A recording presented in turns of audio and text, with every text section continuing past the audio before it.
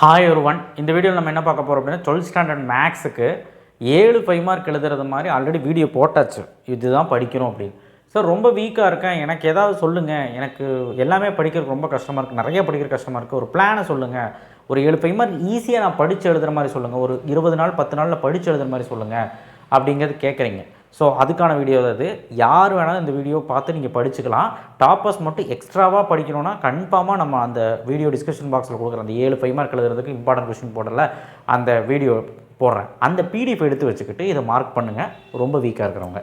ஏன்னா இது ரொம்ப ரொம்ப ஹேண்டியாக இருக்கும். ஒரு பிளான் இத்தனை வருஷம் பப்ளிக்கில் எப்படி கேட்டிருக்காங்க அண்ட் ரெண்டாவது இப்போ எப்படி கேட்க போகிறாங்கன்னு ஒரு ஐடியாலஜி. ஸோ இது எல்லாமே ஒர்க் அவுட் ஆகும் உங்களுக்கு. கன்ஃபார்மாக 7 5 மார்க் எழுதுறதுக்கு ஐடியாலஜியாக இருக்கும். ஸோ அப்போ 7 5 மார்க் அப்படிங்கிறது அதுக்கு முன்னாடி சப்ஸ்கிரைப் பண்ணுங்கள், லைக் பண்ணுங்கள். ஸோ 35க்கு 35 மார்க் அடிக்க முடியுமான்னு கேட்டால் இப்போல்லாம் என்ன பண்ணுறாங்கன்னா ஒரு கொஸ்டினாவது க்ரியேட்டிவாக கேட்டுறாங்க. ஒன்று கேட்டால் பரவாயில்லையே, மேலேயும் க்ரியேட்டிவ், ஆர் சாய்ஸில் கீழேயும் க்ரியேட்டிவ். ஸோ அப்படிங்கும்போது கான்செப்டை புரிஞ்சால் மட்டும்தான் 7 5 மார்க் எழுத முடியுது. இருந்தாலும் நான் இப்போ எல்லாம் ஓவரால் எல்லா சாப்டர் சொல்லிவிட்டு அதை பற்றி பேசுகிறேன்.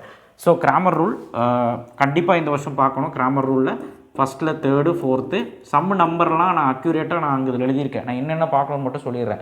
ஸோ ஆல்ரெடி கொடுத்ததை வச்சு பார்த்துக்குங்க. அடுத்து பார்த்திங்கன்னா கிராமர் ரூல் முடிச்சா அதுக்கப்புறம் matrix inversion method. Matrix inversion method 1.3ல் நீங்கள் கட்டாயமாக அந்த பெரிய சம் பார்க்கணும், ரெண்டாவது சம்மும் பார்க்கணும், ஃபஸ்ட்டு ஒனில் 3rd சப்டிவிஷன் பார்க்கணும், எக்ஸாம்பிள்லையும் லாஸ்ட் சம் பார்க்கணும். சரியா?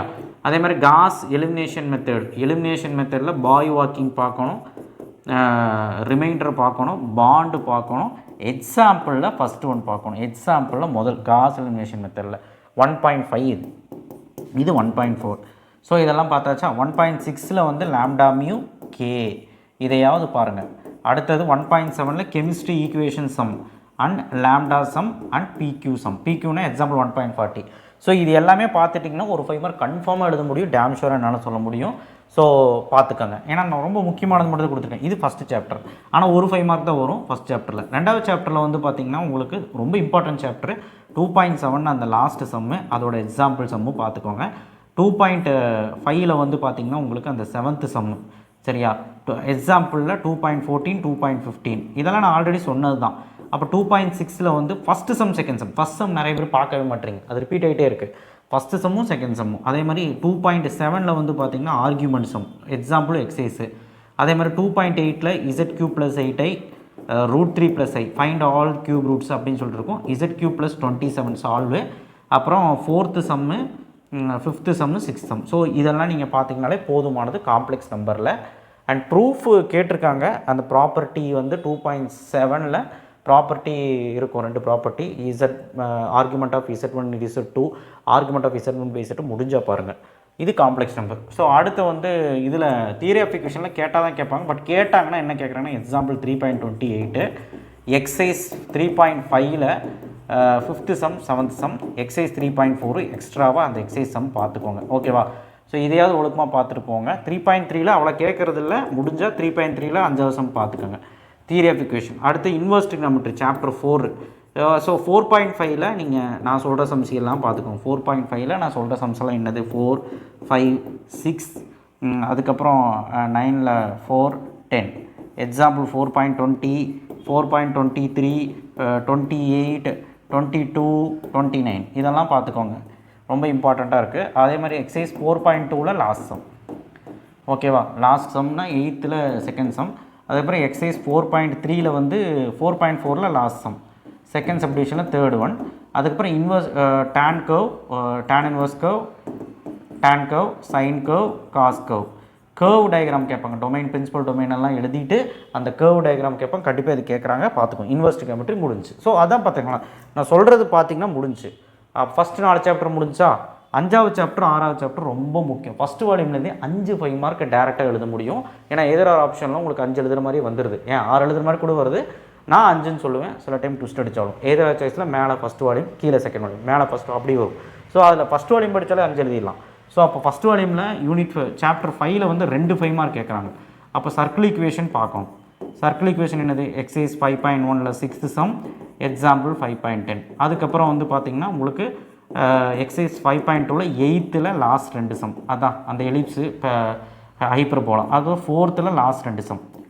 ஸோ இது வந்து பேரபோலா. ஸோ இதை மட்டும் பாருங்கள். அடுத்தது வந்து எக்ஸசைஸ் 5.5ல் 1 2 3 4 7 8 9 பிரிட்ஜு முடிஞ்சால் பாருங்கள். ட்ரக்கு எக்ஸாம்பிளில் செமி எலிப்டிக்கல் ட்ரக்கு, சன்னு, எர்த்து, அதுக்கப்புறம் ஷிப்பு. ஸோ இதெல்லாம் நீங்கள் பார்த்தீங்கனாலே போதுமானது.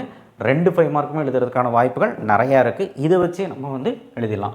சாப்டர் 6 அப்படிங்கும்போது அந்த cos alpha minus beta, cos alpha plus beta, sine alpha minus beta, sine alpha plus beta. So இதை நீங்கள் பார்த்துக்கோங்க. ஆட்டிடியூட்ஸும் பார்த்துக்கோங்க. ஓகேவா? சாப்டர் 6 எக்ஸைஸ் 6.7லேருந்து கன்ஃபார்மாக ஒன்று கேட்குறாங்க. நீங்கள் எல்லாமே பார்க்கணும். எக்ஸாம்பிளோட எல்லாமே ஆல் எக்ஸைஸ் எக்ஸாம்பிள் எல்லாமே பார்க்கணும். அதுக்கப்புறம் 6.3ல் 4th சம். ஸோ இதெல்லாம் பார்த்தீங்கன்னா உங்களுக்கு சாப்டர் 6 முடிச்சு இதுலேயுமே 2 5 மார்க் வரும். ஸோ இதை பேஸ் பண்ணி சம் பார்த்தாலே போதும், வேறு எதுவும் பார்க்க வேண்டாம். சாப்டர் 7ல் ஐடியாலஜி கொடுக்குறோம் பாருங்கள். எக்ஸைஸ் 7.1ல் 2nd sum, 3rd sum, 7th sum, 8th sum, 9th sum, 10th sum. எக்ஸாம்பிளில் 7.5, 7.7, 7.9, 7.10. ஸோ இதெல்லாம் ஒழுக்கமாக பார்த்தீங்கனாலே போதும். 7.2ல் கட்டாயமாக ஒரு 5 மார்க் கேட்டுக்கிட்டு தான் இருக்குது. இதில் 2 5 மார்க் கேட்பாங்க. 7.2ல் வந்து பார்த்திங்கன்னா 6 7 9 10. இந்த 6 7 நிறைய பேர் படிக்கிறதில்ல, படிச்சுருங்க. எக்ஸாம்பிள் 7.14, 7.15, 7.17, 7.18. ஸோ பாருங்கள், இவ்வளோ மட்டும் படிச்சிங்கன்னா இதுலேருந்து ஒரு 5 மார்க் வந்துடும். 7.1 7.2 ரெண்டுமே வருமானு தெரில, 2 தான் வந்துடும். அதே மாதிரி எக்ஸைஸ் 7.8, 7.8ல் 1 to 12 நீங்கள் படித்ததாகணும். 12th சம் கூட வேண்டாம், 1 to 11வது படிங்க. கன்ஃபார்மாக சொல்கிறேன், இதை மட்டும் படிச்சிங்கன்னா போதும். 7th chapter. அடுத்து 8th சாப்டர். 8th சாப்டரில் வராது, பட் வந்தாலும் எக்ஸைஸ் 8.7, 8.7ல் 3rd to 6th sum, example 8.22. இதை மட்டும் பார்த்தா போதும். Euler's theorem. அடுத்த சாப்டர் 9ல் என்ன பார்க்கலாம் அப்படின்னா, எக்ஸாம்பிள் 9.26லிருந்து 9.30 வரைக்கும் பார்த்தே ஆகும். 26, 27, 28, 29, 30 இதுலேருந்து சம்மு கேட்டுட்டு தான் இருக்காங்க. எக்ஸைஸில் 9.2ல் 9.3ல் 2ndல் 10th சம். இதையாவது பார்த்துக்கோங்க. சாப்டர் 9ல் 9.8ல் நீங்கள் என்ன கேட்குறாங்கன்னே சொல்ல முடியாது. 9.8ல் எக்ஸைஸில் நீங்கள் 10 சம்மே பார்த்து தான் ஆகணும். எக்ஸாம்பிளில் எல்லாமே பார்த்து தான் ஆகணும். ஸோ எது கேட்பாங்கன்னே சொல்ல முடியாது. இல்லைனா ஒன்று பண்ணுங்கள். 9.8ல் இது வரைக்கும் என்னெல்லாம் கேட்டிருக்காங்களோ அதையாவது ஒழுக்கமாக பாருங்கள். ஏன்னா ஆனால் இம்பார்ட்டண்டாக தான் கேட்குறாங்க. ஓகேவா?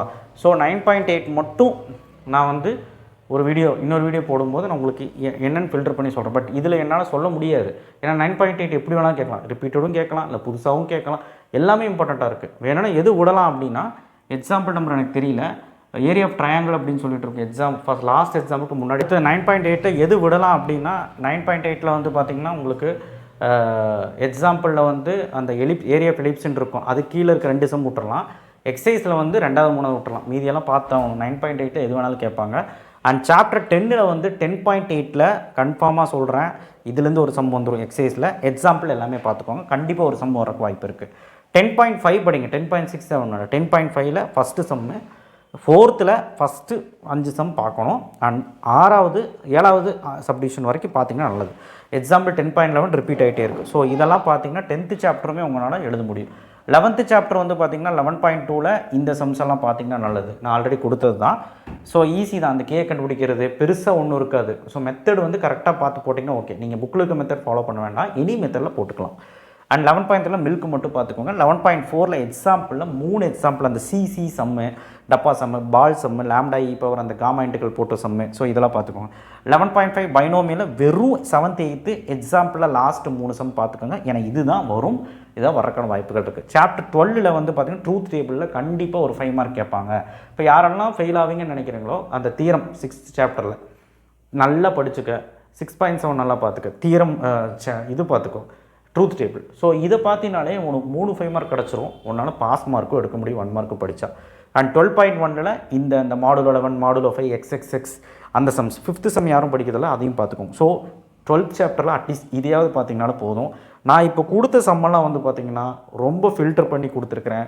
ரொம்ப முடியாதவங்களுக்கு கொடுத்துருக்கேன். டாப்பர்ஸ் இதெல்லாம் படிச்சிங்கன்னு செக் பண்ணுங்கள். இதை மட்டும் படித்தா 35 எடுத்துடலாமான்னு கேட்டால் எடுத்துடலாம். பை த சான்ஸ் கான்செப்ட் ஓரியன்டாக நம்ம படிக்காமல் எல்லாமே பார்க்காம நமக்கு வந்து ரொம்ப ட்விஸ்டடாக கேட்குறாங்க அப்படின்னா 6 எழுதலாம். 7 எழுதுறதுக்கு வாய்ப்பு இருக்குது 99%. ஒரு வேளை ஏன்னா இப்போல்லாம் க்ரியேட்டிவ் வந்து 5 மார்க்கு க்ரியேட்டிவாக ஒன்று கேட்குறாங்க. அது மேலேயும் க்ரியேட்டிவ் கேட்குறாங்க, கீழேயும் க்ரியேட்டிவ் கேட்குறாங்க 6 சாய்ஸில். அப்படிங்கும்போது நமக்கு 7மே எழுத முடியுமா அப்படிங்கிறது கேள்விக்குறி வந்துடுது. கான்செப்டை புரிஞ்சால் மட்டும்தான் மேக்ஸில் 7 5 மார்க் எழுத முடியுது. இல்லைன்னா 6 5 மார்க் எழுத முடியும். இதை மட்டும் படித்தா ஆனால் கன்ஃபார்மாக சொல்கிறேங்க, இந்த வருஷம் ஈஸியாக தான் வரப்போகுது. 7 5 மார்க்குமே எழுதுகிற மாதிரி தான் வரும். மேபி ஒரு க்ரியேட்டிவ் இருக்கலாம், ஆனால் ஆர் சாய்ஸில் ஈஸியாக தான் வரும். நீங்கள் நான் கொடுத்ததெல்லாம் படிங்க. ஆனால் டாப்பர்ஸ் இதையும் பாருங்கள், நான் கொடுத்த பிடிஎஃப் ஆல்ரெடி கொடுத்த பிடிஎஃப் பாருங்கள். ஏன் நான் சொல்கிறேன்னா, ட்விஸ்ட் அடித்த மாதிரி இருக்கும். ஏன்னா ஒரு சில விஷயங்கள் வந்து மேலே ஈஸியாக இருக்கும், கீழே கஷ்டமாக இருக்கும்.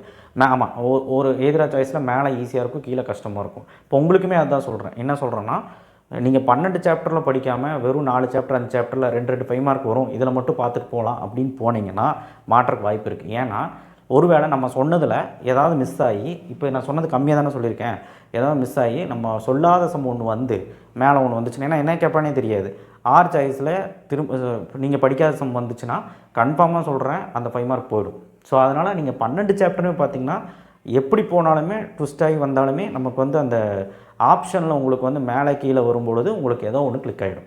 அதுக்காக தான் 12 சாப்டர் பார்க்க சொன்னோம். ஒன்றும் கஷ்டம் கிடையாது. ஒரு நாளைக்கு ஒரு சாப்டர்னு சொல்லி பார்த்தா கூட 10 நாளில் இது முடிச்சிடலாம், 12 சாப்டருமே. நான் இப்போவும் சொல்கிறேன், கன்ஃபார்மாக எதெல்லாம் வரும்னா தியரம் வந்துடும், அதுக்கப்புறம் 12 சாப்டர் வந்துடும், அதுக்கப்புறம் வந்து ஃபஸ்ட் சாப்டரில் நான் சொன்னது ஒன்று வந்துடும், அதுக்கப்புறம் வந்து பார்த்திங்கன்னா உங்களுக்கு கன்ஃபார்மாக 6.7 ஒன்று வந்துடும். இப்போவே 4 சொல்லிட்டேன்னா, இது போக 10.8 இருக்குது, 7.2 இருக்குது, 7.1 இருக்குது, சில சம்ஸ் எல்லாம் இருக்குது. 5th சாப்டரில் 5.5 இருக்குது, சர்க்கிள் ஈக்குவேஷன் இருக்குது 5.1. ஸோ இதெல்லாம் சொல்லிகிட்டே போகலாம் அடுக்கடுக்கா எது வரும். ஸோ நான் வர்றதை மட்டும்தான் சொல்லியிருக்கேன், இதை மட்டும் கான்சன்ட்ரேட் பண்ணி படிங்க. 9.8 மட்டும் கொஞ்சம் கஷ்டப்பட்டு புஷ் பண்ணி படிச்சிட்டிங்கன்னா 7மே எழுதிடலாம். ஏன்னா 9.8 கீழே வேறு ஏதாவது 10.6 அந்த மாதிரி தெரியாது கேட்டால் மாட்டிக்குவீங்க. ஆனால் அப்படி கேட்டது கிடையாது. பார்த்து நல்லா படிங்க, ஒரு பிளானோடு இருங்க. இதையாவது அட்லீஸ்ட் பார்த்துட்டு போங்க, சரிங்களா? கன்ஃபார்மாக நம்மளால் எழுத முடியும், ஈஸியாக தான் கேட்பாங்க.